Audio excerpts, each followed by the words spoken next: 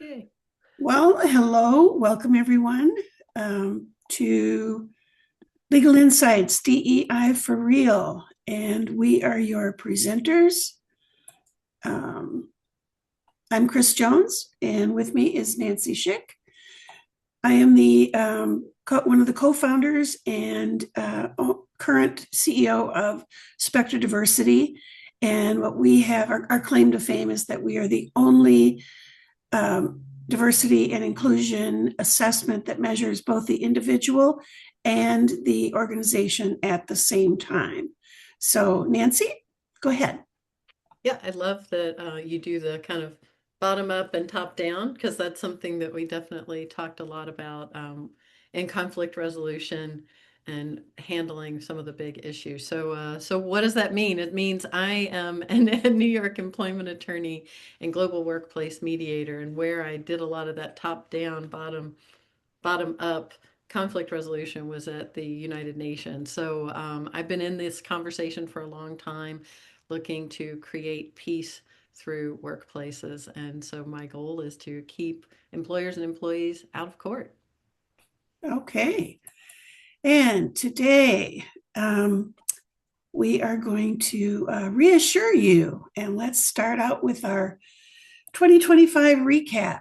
And I'll start, and then Nancy will come in with the legal end of it. But from DEI, there have been a flurry of executive orders, and yeah, that's and a lot of the priorities are 100% complete, and some have not yet begun. Um, so there's that. Executive order confusion has happened. There's been a flurry of them, and as those of us in Minneapolis understand, they are sometimes followed through on and sometimes they are ignored, and it's kind of a lot of chaos out there. One thing that's happened is pre-compliance. Even before they were asked to, some organizations, law firms, and other institutions scrubbed their DEI material and initiatives before they were even asked to by an executive order. DEI has been attacked. This is not new news. And many organizations, like I said, have complied before being asked. Government websites removed the words diversity, equity, and inclusion. They also removed the words gender, sexuality, transgender, pregnant person, vulnerable, and even core words like women, disability, and Black, which, okay. Um, Checkbox DEI is dead, and this is a good thing. But DEI itself isn't dead, it's evolving. So today, employees expect transparency, customers and employees compare what you promote online about your vision, mission, values, etc., with what they experience. So under that level of scrutiny, performative DEI falls apart. However, real DEI is still going strong. Example of this is if you look at the stock market, which I know isn't the economy, but if you look at the stock market of Costco and compare it to Target. So Costco stock is up 9% in the last year, and Target stock is down 36% in the last year. What else is going on? BIPOC and ICE. Note that the Department of Homeland Security has met 61% of its goals as of today, and consider that the administration thinks it's got 40% more to go. So think of the death of Renee Good in Minneapolis, where I grew up, and yeah, and the death of Mr. Pretty. Yeah, yeah, it's two people shot. So in Minneapolis, in Minnesota, no, in Minneapolis, there have been three deaths so far. Two of them are the result of the federal government. One is a citizen. So that's kind of where we are at right now, or that's what happened in 2025. So the legal update. So, Nancy, what happened in 2025? It was quite a year. And one thing I want to just point out for those of you that are watching this, um, as Chris mentioned, she's in Minneapolis, right? You're in Minnesota. That's where your home is, and you're in the thick of things. So, this is not Chris's normal cheery self. And just to recognize that. And one of the things we promise is to reassure you. So even though that, we're in the mix of things and things have been very heavy, I get teary-eyed. I'm feeling it right now. So I just want to acknowledge that. For those of you that are also feeling it, the first thing I can do is reassure you that that's normal when you're dealing with all of this chaos. And we're here to help you find a path forward. So that's the first thing I just wanted to slow down and go, okay, Thank you, there's been a Nancy, for lot of that stuff, right? There's level been a set. lot of stuff and it's Yeah. very heavy. And it's sometimes very difficult to be optimistic. But one of the things that you're going to hear from me, I am the eternal optimist, even though I'm also pepper that with reality. I'm not a complete Pollyanna, but I do still think there's a lot that we can work from, and that's what we're here to help you do. So let's start with that 2025 recap. Is it started, of course, with all those executive orders and then some of the state level DEI bans. Understand that the DEI bans that came out of the federal government apply to the federal government agencies and government contractors. And what we saw in 2025 was the federal government also expand that as far as in the DEI context. We're not going to talk about immigration. We've had an immigration attorney on to talk about some of that. And we probably will have something like that later. But today we're still focusing on DEI. And as far as the DEI goes, the government did try to expand that to anyone who got government funds. So that's where you see it go out to higher education and so on. But as you will see, there was a response to that. So a judge in Maryland, as soon as February, right after those executive orders were signed, federal judge in Maryland issued an injunction, which means they have a court order that says, wait a minute, you're not going forward on those executive orders right now. You cannot implement them because we think that they're illegal. So that's what happened in February. Then in March, Indiana and West Virginia, probably in response to that Maryland case, said, well, we'll just pass our own state legislation that's anti DEI. Not as much that you can do if you're in West Virginia and Indiana and other states that have those DEI bans. You have to acknowledge them and work with them. So then June comes and we have the Ames case, which we're going to talk about next month. We're going to do a whole webinar just on that. And we're going to talk about the change in the standard for moving forward if you're perceived to be in the quote majority class. So that basically means white, right, and cisgender, right? So if you're perceived to be in those classes, it used to be that there was a heightened standard. You had to show that you were working for that rare employer that discriminated against these majority classes.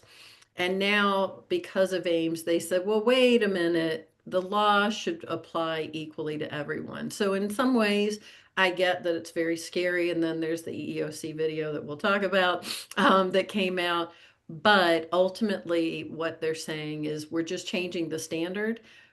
Ames, she didn't necessarily win her case, she just won the right to proceed with her case. So then we go into August, and then you have the Department of Justice announce the civil rights compliance audits. There were several large corporations that were involved in that. We are seeing them roll back some of that at the higher education level, so I would not at all be surprised to see more tamping down of those kinds of actions in the private sector. Then we get to October, Texas and Florida universities start diverting DEI funds to general student body populations and their initiatives. So that's, again, at the state level, there's not as much that we can do, except maybe move to a state that's a little more friendly to what we're interested in. And maybe even move our businesses and not do business in some of the states that we don't agree with. That is one of your options. So, hopefully what you again heard in that there was a lot of activity, but there were actions, responses, and where you are depending on your state, that's how you first look at what's the next step for you. Thank you. And we move on to educate. So I started looking at, and this is, kind of a big picture look. I started looking at DEI from a holistic view, not just from data. And we can see that DEI within an organization is part of a system. And this is one pretty common model. It's the universal systems model. And it's got, four basic elements. So there's the input, which is the resources and the people. There is the process, which is the throughput, which is the transformation of the resources and the people through policies, practices, and procedures to produce the output, which is the products and services. And then there's feedback, which is supposed to be a loop, the mechanism that monitors the output and sends information back to the input process so there can be some self correction. Where management comes into play is that, like, for example, if the chief diversity officer reports to the president or CEO, which would be the holistic view, rather than the chief diversity officer reporting to the head of HR, which would be a silo. So when the feedback loop is broken, not only does innovation lessen, but some costly errors can happen. And this is one of them. And this is a pretty famous bad example of, you can see this Asian woman eating pizza with chopsticks. And this was Dolce and Gabbana. This is not like a small local firm. This is, big time. And they got a lot of pushback about it. But, if you can imagine that if anyone that was one of the protected classes was sitting on, the whatever team put this ad together, it might not have happened this way. I would think that it probably definitely would not have happened. So that's the systems theory. And then this is another one that really impacts DEI, and this is the power structure. So management employees are part of the power structure of an organization. So if you think of power over as it relates to parenting, this would be parenting, do it because I said so. That's power over. If it's an organization, it might be, move fast and break things, or it's my way or the highway. And in government, it would say, well, it's the law, but it's the law for some of us and not all of us. So that's power over. It's rooted in fear and threats. It can be chaotic and cruel. It controls and exploits. Power with is our collective strength. That's the power of the hive. And then power to is recognizing others. And remember that power isn't a pie. When you recognize somebody's power, it's not taking any power away from you, it's just recognizing them. And then power with is self-care, self-worth. And in this case, for DEI, think of the Gen Z employees. And they are, literally leaving companies when they find that there's a non-inclusive culture. So what they have done is they are flipping the script. So they are putting the power within to be the most important and the power over to be the less. So that's just a little bit of Chris's insights into DEI. And I really like that, sometimes having a couple of charts do help. And I think what I'd like to just throw in is that I'm seeing that this power over, I think what you're getting at, whether you're looking at it in the system, the loop, or if you're looking at this power structure that's more of a pyramid, at the end of the day, yes, you have somebody that needs to be accountable, right? An ultimate line to someone who says, okay, the buck stops here, I take the accountability. But what we're shifting in this conversation is that you need that person, but it's about collaboration all the way through and recognizing, as I like to say, is that employment is a partnership toward mutually beneficial goals. And that is the structure that we're trying to communicate in various forms. That if you're not working together as a team, it's very similar to why we say team, right? Is because if it's very similar to what you would see in a professional sports team, right? If you have one person who's trying to control everything and make themselves the star, the team doesn't work as effectively. The best teams have been usually a collaboration among even the stars of the team and the everyone else. So, recognize that who you think is the star might not be great at everything, and that's what we're talking about, is really looking into your internal processes and try to flatten the organization, basically. Fewer silos. Right, right. So now's Nancy's turn. Yes, so Educate DEI and the DEI and the law. law. So again, we've been talking about this, that there was a lot of activity and there's a lot of chatter and a lot of fear. And first thing is, remember that what's being reported in the media is there to get you to read it, right? So it's there to get you to read it so they can show you ads. I'm not necessarily saying, oh, they shouldn't have that business model. Just recognize that that is the business model.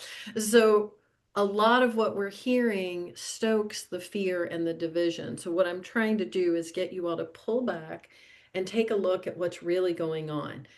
Yes, there have been changes, and at the state level, if your state has a DEI ban, you need to be paying attention to that. But for the rest of you, Title VII and the federal anti-discrimination laws have not changed, right? So, yes, there is some different interpretations of how it will apply, but as of right now, the Supreme Court cases that we've seen, Bostick has not changed.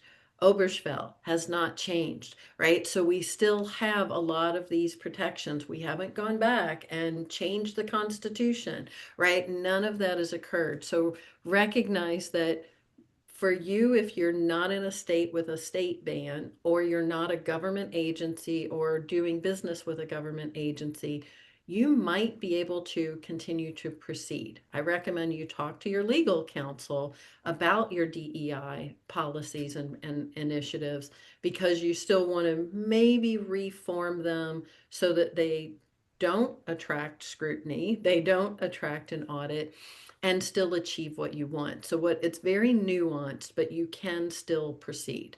Many states did add protections also from discrimination at the federal level. So you might be in a state like New York, or maybe even Minnesota, California, New Jersey, Connecticut, Pennsylvania. I could go on and on. A lot of them add protections for workers and individuals against against discrimination.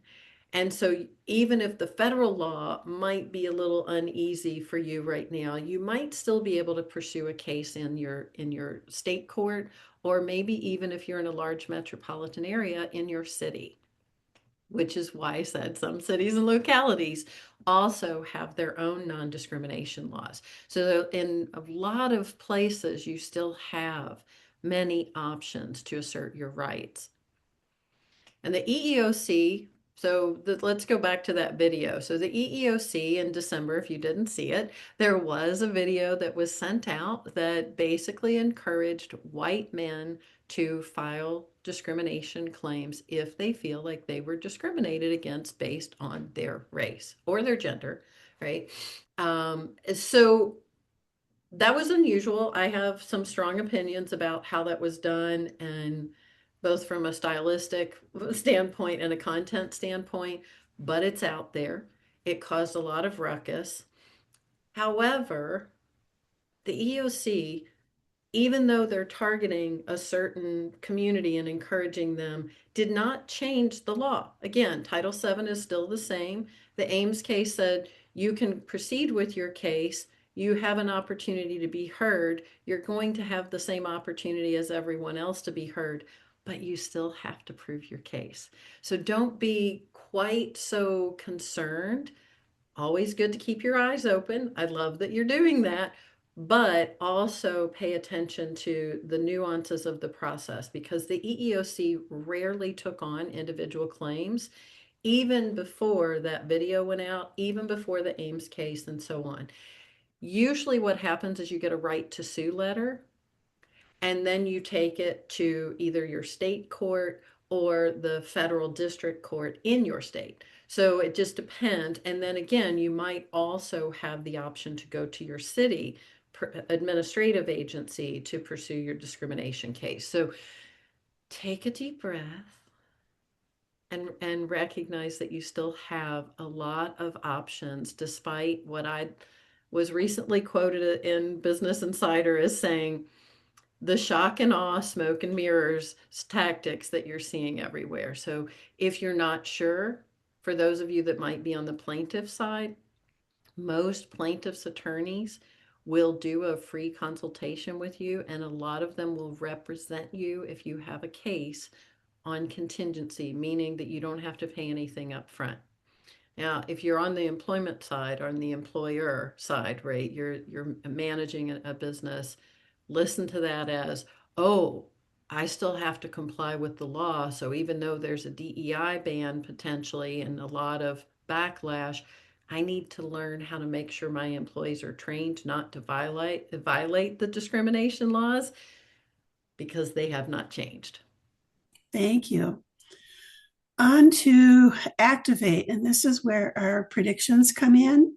And these predictions are, at least my predictions, are somewhat based on just what I know and what I feel, and then also based on some research, and I'll share where that research comes from.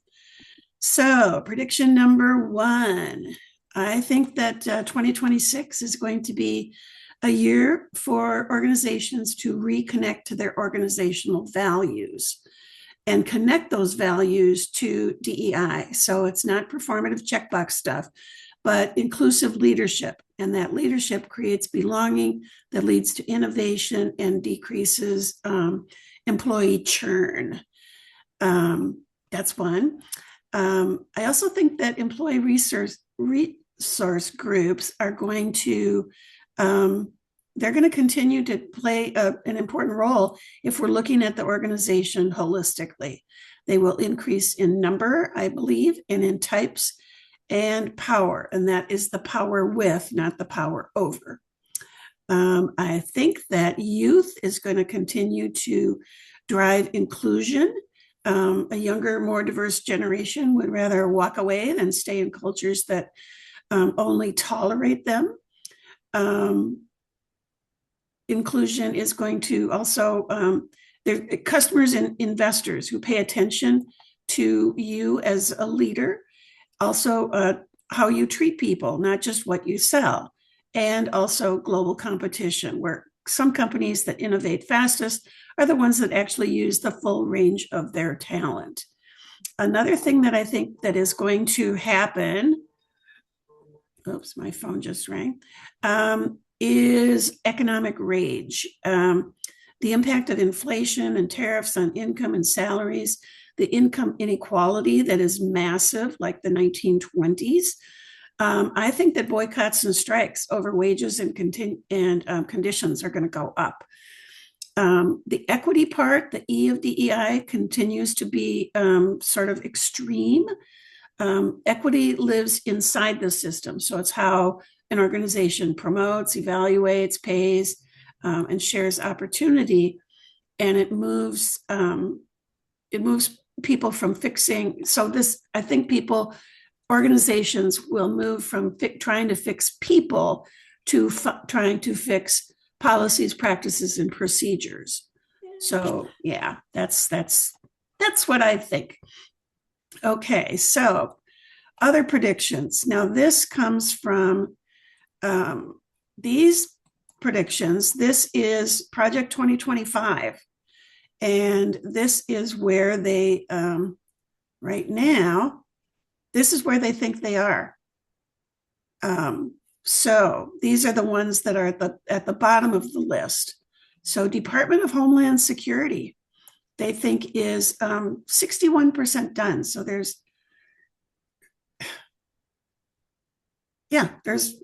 think it can do 40% more stuff. CDC, the Centers for Disease Control, 25%. FCC, Federal Communications Commission, which is all of our that's all of our news media, the big general mass media. That's them. It's only 17% of that group. And then the other things are 0%. Federal Election Commission, Federal Reserve, National Institute of Health, and the Food and Drug Administration. They haven't even started on those yet. More predictions. DEI. So this is the previous list, but I'm adding AI danger at the bottom there. So there's a danger that these algorithms that are driving AI were largely created by young white men or young men. And remember that AI, it's not created in a vacuum. So a couple of the things where not AI, but inventions struggled in the beginning. There was one facial recognition technology. In the beginning, it couldn't see Black people or people with dark complexions because they were trained on light skin. One of these is the automatic soap dispensers and paper towel dispensers use infrared sensors that rely on light hands. And recently I was in a restroom and I thought, and here's one of those automatic, towel dispensers or hand dryers where you stick your hands in and it blows at them really hard. And I thought, I've got black gloves. I'm going to put my black gloves on and stick them in the thing. And I did that and it worked. So apparently the hand dryers have gotten the message. So one of the people that I follow on LinkedIn is Dee Fran, and she's an organizational psychologist. And what she had to say about AI is that these are her predictions, companies assume that AI would replace people instead of understanding that AI replaces tasks and reshapes roles. So they start laying off people, but then they get the AI in there and they're trying to redesign the work. And before so they end up, messing up. And so, we've seen this cycle, and then they have to hire back the people that they let go. So we've seen that cycle before with automation, offshoring, and digital transformation. So over the next 5 years, she sees that rehiring, maybe under a new job title, but basically the same thing, and that AI augmented roles are going to look a lot like the old one. And there's going to be a surge in training and retraining. So, and this next set of productions, this one is by the DEI board. And you can see these are top, the DEI board asked top large companies. So this would be, the Targets and the GlaxoSmithKline and Boeing and all those guys, all those people, all those organizations. And what they did is they put leadership was a high priority. Culture was medium, but also at 75%, or was also high at 75%, and talent was at 52%. Hardly any of them ranked any of those three as medium priority or low. So the other prediction that they had was that those three organizational priorities also became their strategy priorities. So strategy and psychological safety. So this is should have made this chart going the other way around, but the most important one, they want to, 70% said that they were going to be organizing their long-term DEI goals, 55% assessing and improving inclusion and psychological safety, 43% retaining and developing high potential talent, and then 39% communicating DEI progress. And that reminds me of one organization that I was working with a couple years ago, and they proudly put their percentage of DEI compliance in their hiring and their employee count. And they did not include race and ethnicity. They did gender, and they had a bunch of women. Normally, when people are thinking of DEI and inclusion in an organization and psychological safety, they're thinking beyond women. And, consider that a person is not just a woman. They're a woman and they're Black. They're a woman and they're parent. They're a woman and they have a disability. They're a woman and they have, they're a veteran. You're not a single pod of people just because you're a woman. And Nancy likes to point out that she and I may look the same. We're both uh, light skinned. Today, we're both wearing glasses and have light colored hair, but we are very different in a lot of ways. So, those are my DEI predictions. Thank you. And Nancy. So I'm going to first piggyback on some of the things that you were saying is about the predictions. Is I'm going to agree with you on so many of them because what we're seeing consistently, and I follow on LinkedIn Nancy Levine Stearns, I think you do as well. And she has a company called Impactivize, and she collects a lot of information about the various board votes on large corporate boards where they are voting down the proposal to remove DEI from a lot of the initiatives in these large organizations. So we love that. And I think the message has come across, right? There were some people that, as you said, pre-complied, and they're learning that that was probably a mistake. It's hurting their business, and I don't want to say good on them necessarily, but thank you for making it clear to them that they need to pay attention to more than what they were. Otherwise, it will hurt their bottom line. And that's something that Robert Reich has been saying as well about how do we, and I believe Scott Galloway, the NYU professor, right? They're all talking about how we make an impact is through the economic control, because that is one thing we all have in mass, right? Is we can control where our dollars go. So just wanted to jump in there on that, is like put that pressure there if this is something that is near and dear to your heart.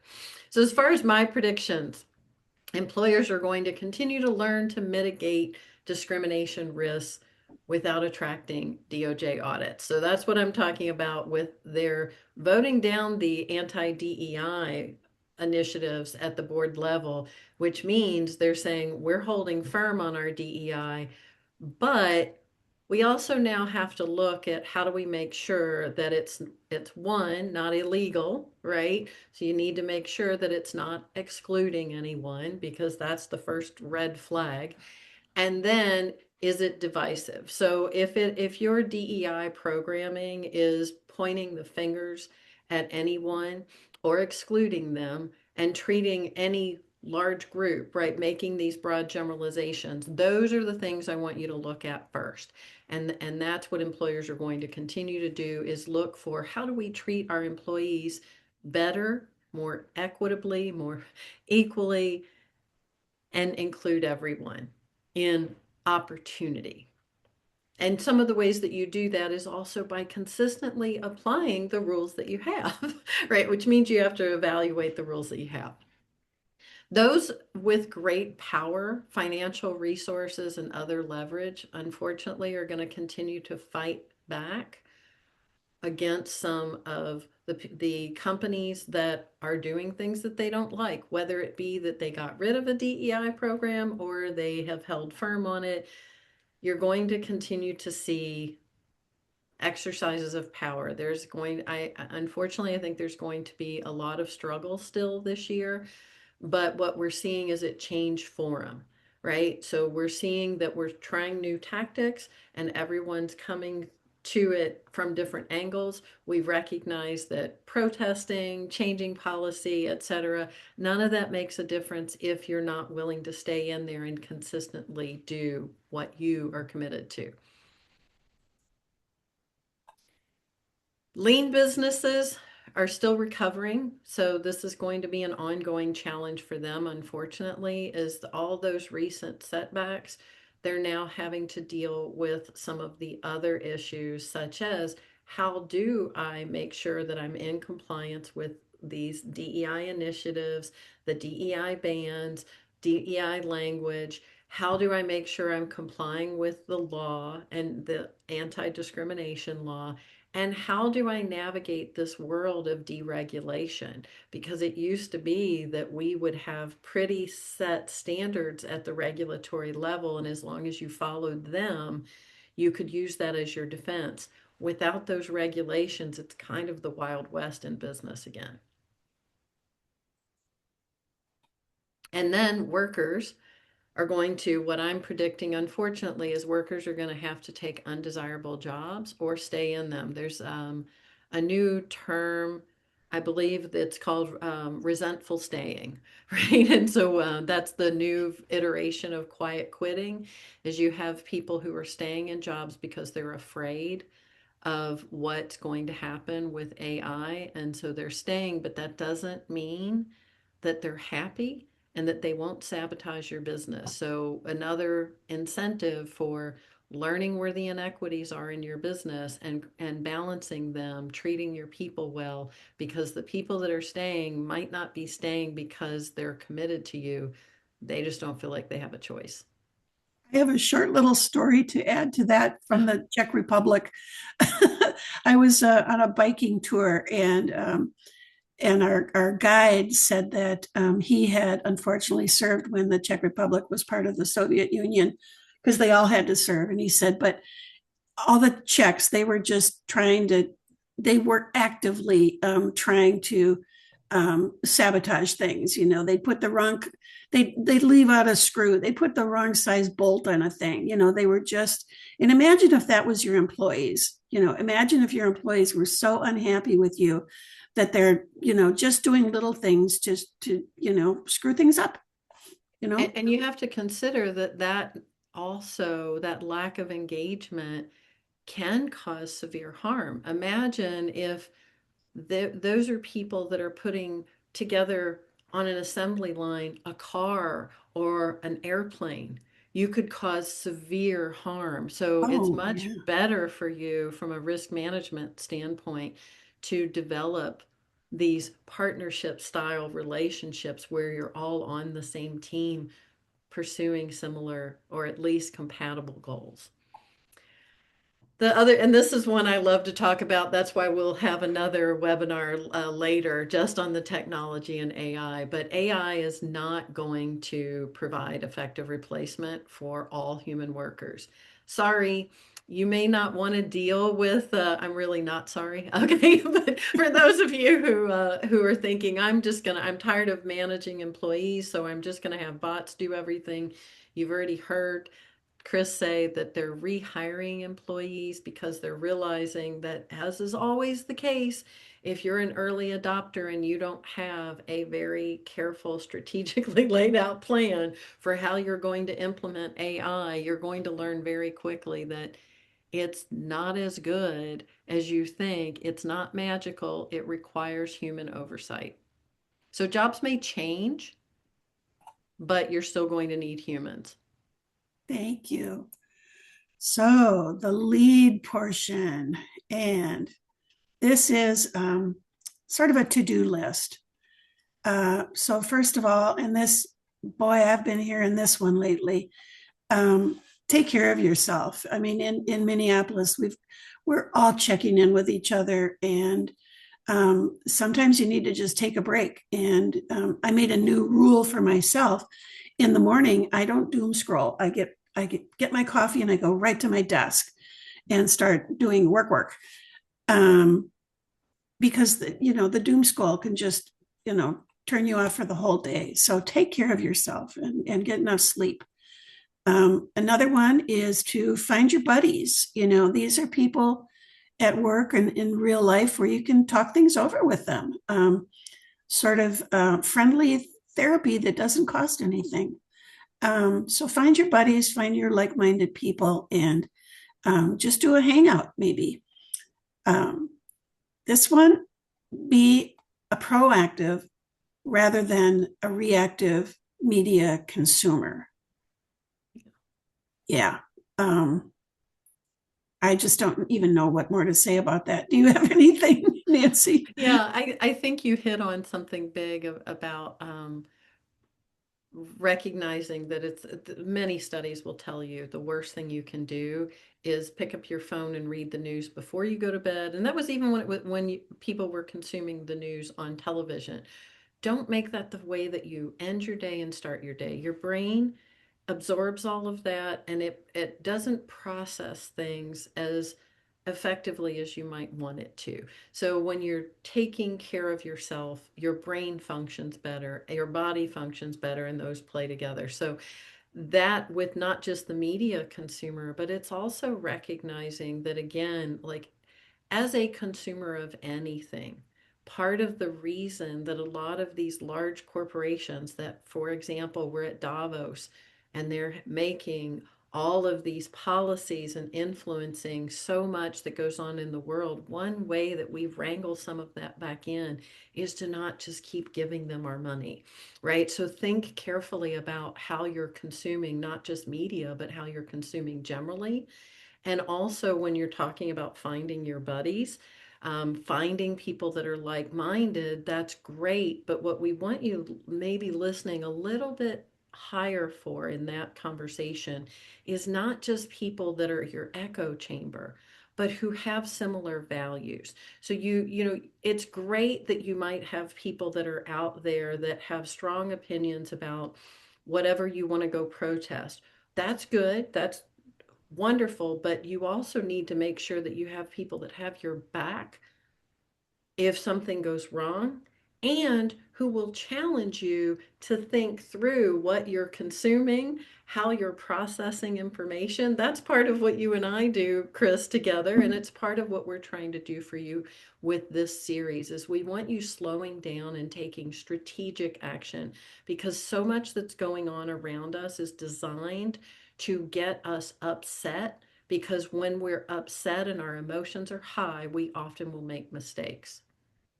Bad decisions. Yeah, Yep. we're easier to control that way. So I'm asking you to take the control back by taking care of yourself and surrounding yourself with people that also take care of you and that you take care of them. This is about partnership. Yeah. Um, inclusive leadership. This is these are a few messages from Dr. Kiki Ramsey, who is a master certified coach. So the first one is that DEI isn't about optics anymore. It's about Yay. how leaders use their power every day. So if you want to be an inclusive leader, that's a great place to start. Is to start with the leaders. Inclusive And leadership. start with compassion. Start with compassion.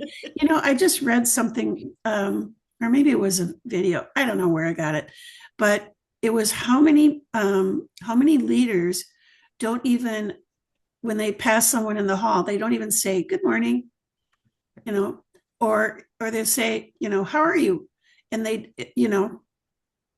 but and to remember something that person said the last time, like, did your daughter did her soccer team win? I mean, just paying attention, and yeah, it's not about optics. At least um, make eye contact and say good morning. Come on. well, I know. So because it drives better thinking, long-term performance. So this one, when belonging is real, people stop playing safe and start doing their best work. So yeah, that's it for And me. obviously, you want them to play safe within some boundaries, right? But it's just like when you're raising kids. you give them the bumpers. But then you give them some room to play and Yeah. experiment. And if you set the foundation, right, and you lay out the clear expectations, but then give enough room for that autonomy, you will see some amazing things happen in organizations. We had my kids were in a thing called Odyssey of the Mind. I don't know Uh-huh. if you've ever heard about it, but I was one of the coaches, and the thing that we had to do was not help them. Right. The only help that we could provide was if there was something dangerous, like if there would, if you had to use a blowtorch, or a skill saw, we Right. could do that sort of thing. And it was amazing what these kids came up with when all they had were a few guidelines and support, and think of that as your employees if you're a manager, guidelines and support. And it's just amazing what can happen. So, Nancy, inclusive leadership.